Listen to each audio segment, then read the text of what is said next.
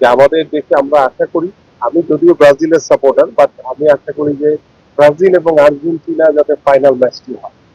প্রথমত হচ্ছে যে বর্তমানে সবাই আমাদের বাংলাদেশের সকল যারা ফুটবল প্রেমী বা ফুটবলকে যারা ভালোবাসেন এবং ফুটবলের যে সাপোর্টার যারা রয়েছেন, বিশেষ করে বাংলাদেশের প্রেক্ষাপটে ব্রাজিল এবং আর্জেন্টিনার যে সাপোর্টাররা রয়েছে, তারা সবাই কিন্তু একটি উদ্দীপনা, একটি উৎসাহের ভিতরে রয়েছে। এবং আমরা মধ্যরাতের খেলা হলেও বা অনেক সময় ভোরবেলা খেলা হয়, তারপর আমার কাছে মনে হয় যে দর্শকরা বা আমাদের সাপোর্টাররা সবাই কিন্তু টিভি পর্দার সামনে বসে কিন্তু খেলাগুলো উপভোগ করছে।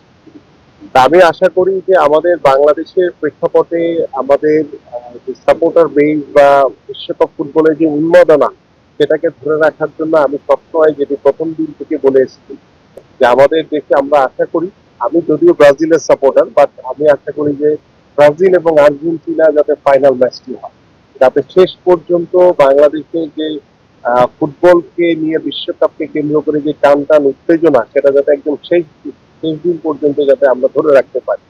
আর আমাদের দেশের প্রেক্ষাপটে আসলে আমাদের দীর্ঘ এই স্বাধীনতার পরবর্তীতে প্রায় 56 বছর আমরা পার করে ফেলেছি। তো আমাদের দেশের অনেক সীমাবদ্ধতা রয়েছে।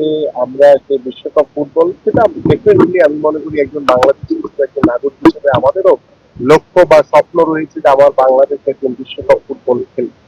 তো সেটার জন্য আমাদের যে প্রস্তুতি বা আমাদের যে সীমাবদ্ধতা রয়েছে, আমাদের যে ওয়েদার এনভায়রনমেন্ট রয়েছে, আমাদের যে সামগ্রিক বিষয়গুলো রয়েছে, সেগুলো নিয়ে আমরা মনে করি যে জিরো থেকে আমরা বর্তমান সরকার কাজ শুরু করেছি। তো আমরা 5 বছর, 10 বছর কিংবা 15 বা 20 বছর পরে গিয়েও যাতে আল্লাহ রহমতে আমাদের বাংলাদেশের ফুটবল যাতে একটি বিশ্ব মানচিত্রে একটি উঁচু জায়গাতে পৌঁছাতে পারে, সেই চেষ্টাটি আমরা করে যাচ্ছি ইনশাআল্লাহ।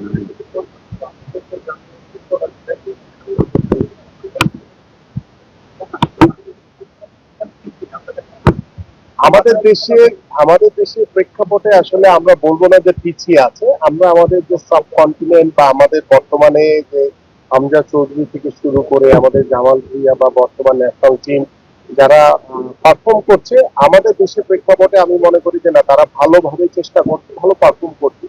বাট আমাদের ওয়েদার, আমাদের জেনেটিক্যাল ভাবে যেভাবে আমরা গড়ে উঠছি ছোটবেলা থেকে, সেই জায়গাগুলো থেকে আসলে আমাদের মানে অনেক কিছু রয়েছে, আমাদের সীমাবদ্ধতার ভিতরে আমাদের কাজ করতে হয়। তো সেই জায়গা থেকে আমরা পিছিয়ে আছি আমাদের দেশের প্রেক্ষাপটে, সেটা আমরা বলবো না। আমরা সাব কন্টিনেন্টকে আমরা চেষ্টা করছি যে আমাদের যে সীমাবদ্ধতা গুলো রয়েছে সেগুলোকে ওভারকাম করে যাতে আমরা ডমিনেট করতে পারি। এবং আমাদের সামনে আপনারা জানেন যে নভেম্বরের সাব ফুটবল রয়েছে।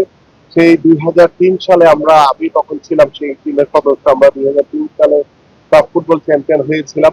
তার পরবর্তীতে আজকে দীর্ঘ সময় হয়ে গেছে, আমরা কিন্তু এখনো সাফের সেই যে কাঙ্ক্ষিত যে শিরোপা, সেটা আমরা ফিরে পাইনি। তো আমরা আশা করি যে বর্তমান বাংলাদেশ ফুটবল টিম অত্যন্ত ঐক্যবদ্ধ এবং একটি ভালো একটি টিম, তারা ভালো পারফর্ম করছে।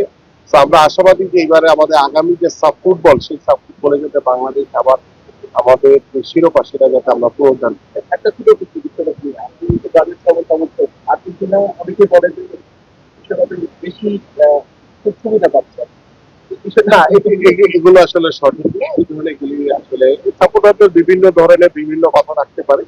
আমার কাছে মনে হয় যে বিশ্বকাপ ফুটবলে সবাই সমান সবার সুবিধা পাচ্ছে। মাঠে যারা পারফর্ম করছে, শেষ করতেছে, যারা গোল করার সুযোগ পাচ্ছে, যারা কাজে লাগাতে পারছে, তারাই কিন্তু বের হয়ে আসছে। তো এখানে অনেক নতুন দল আসছে, এই দেশগুলোর অনেকেই হয়তো বা নাম জানতো না বিগত সময়, কিন্তু তারা আজকে বিশ্ব ফুটবলে তারা মাতাচ্ছে। তো এখান থেকেও আমাদের অনেক কিছু শিক্ষণীয় রয়েছে, যে ছোট্ট একটি দেশ, যেই দেশে হয়তো বা 1,58,000 আপনার জনগণ রয়েছে, সেই দেশেও কিন্তু বিশ্বকাপ ফুটবল খেলছে। তো আমাদের যে 20 কোটি দেশ বা আমাদের পার্শ্ববর্তী অনেক দেশ রয়েছে, যেখানে অনেক জনসংখ্যা থাকা সত্ত্বেও কিন্তু আমরা হচ্ছে বিশ্ব ফুটবলে খেলতে পারছি না। সো এখান থেকে আমাদের অনেক শিক্ষণীয় বিষয় রয়েছে, যেগুলো ভবিষ্যতে আমরা কাজে লাগাতে পারি।